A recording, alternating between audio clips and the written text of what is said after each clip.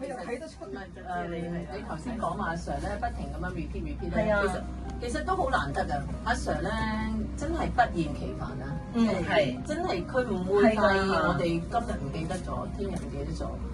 即係之前講咗咁多次，你哋都唔記得，因為有啲先生即係有啲老師會真係猛走或者係啊，佢真係唔會㗎，佢每一次都提醒你，即係會再提醒你啦，同埋佢都明白我哋真係一個業餘嘅愛好者嚟啫，咁好多時都需要佢嘅提點。係啊，所以我好欣賞。多謝你啊！好多謝佢每次上堂咧都會 repeat 又 repeat。其實我覺得係好嘅。好嘅。因因為即係等我哋入腦啊嘛，入腦自然就用咗上去嘅。開始我係覺得好煩，講完又講，我發聲你啊！但係有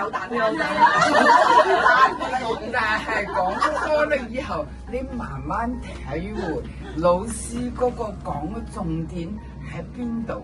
你每次唱歌時間，你每次要唱歌時間就要令心諗嗰個重點咧，以後你自然嗰個就會放鬆，就會重點。並不是一次就可以掌握，但係咧起碼可以重複又重複嘅俾自己一個教訓。係啊，我亦都係一點點慢慢滲落去。係啊，即係每一次上課就係少少咁多，就改變少少咁多，即係慢慢改變。我覺得係非常之好。同埋其實唔同階段，你諗翻嗰個體會都唔同㗎，係啊。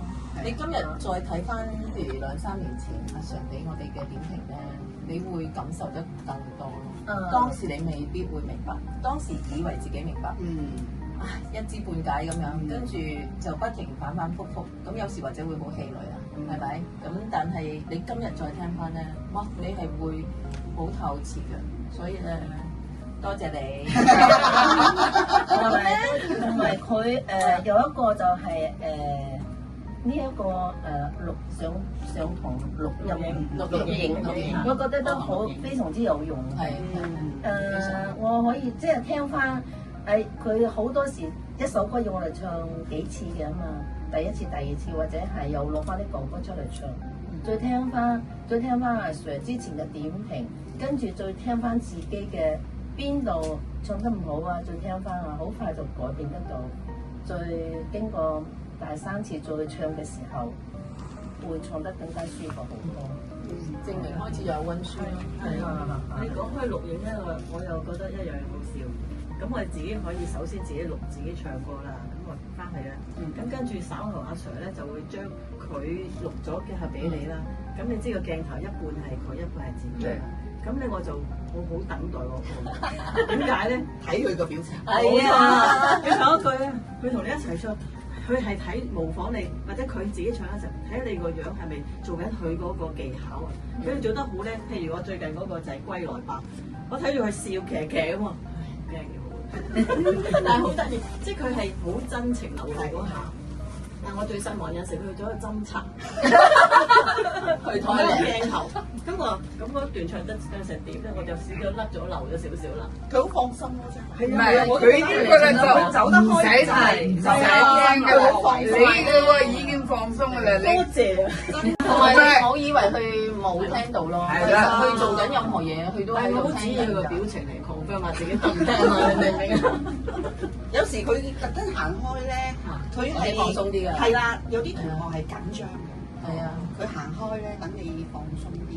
佢明白啲嘅，係啊，佢都明。所以我係好聽住嗰個錄影俾翻我嘅。同埋佢真係我啲表情好得意喎。係啊，會啊。即係好真情流露。係啦，係啦。係啊。有時我睇唔到，我過嚟睇歌詞。係㗎，我哋因為我哋喺第3個角度去睇啊嘛。係啦，係啊，你好緊張。嗰陣時你係聚焦係唱歌，我個技巧得唔得咧咁樣噶嘛？但係你事後翻去睇翻，其實我都會好似頭先阿 Julie 講嘅嘢，我都會睇翻自己邊度係，譬如唱3次，第1次、第2次、第3次。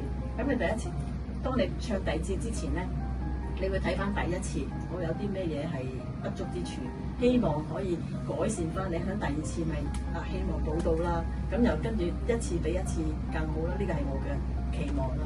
咁所以我會係好等嗰個片嘅，會咁咯。會啊！你上堂嗰陣時，阿老師教嘅時候咧，其實有啲嘢你係會好模糊嘅，係啊，唔知道掌唔掌握嘅。係你睇翻片咧就好清楚啦，好清楚，好清楚啦，有個對比啦，係啊，自己聽得出啦，即係喺第三個角度去睇。係啊，所以個錄影好值嘅。係啊，非常真係非常，唔係個個老師俾上堂錄影嘅，係啊，所以其實都好多謝阿李 Sir 又會諗到呢一個，喂，即係你教俾學。錢嘅喎，你如果唔俾錢冇得錄影嘅喎，你都要有個機會啊嘛，起碼你有咁嘅機會啊嘛，因為有啲係直情係唔會俾你錄嘅，因為你錄咗咧，即係錄埋佢自己，咁佢哋唔中意嘅，唔係有錢就大晒。從前係唔俾錄嘅，從前唔俾嘅，唔俾嘅，我認同係啊，借你自己嘅，唔係影我啊，呢個一個改變係係啊一個進步嚟嘅。我覺得即係好好咯，真係錄咗，即係幫助好大，幫助好大㗎。係啊，真係好開心可以同大家做到同行，係啦，同埋效果真係好好喎。係咯，好難嘅，感恩相遇。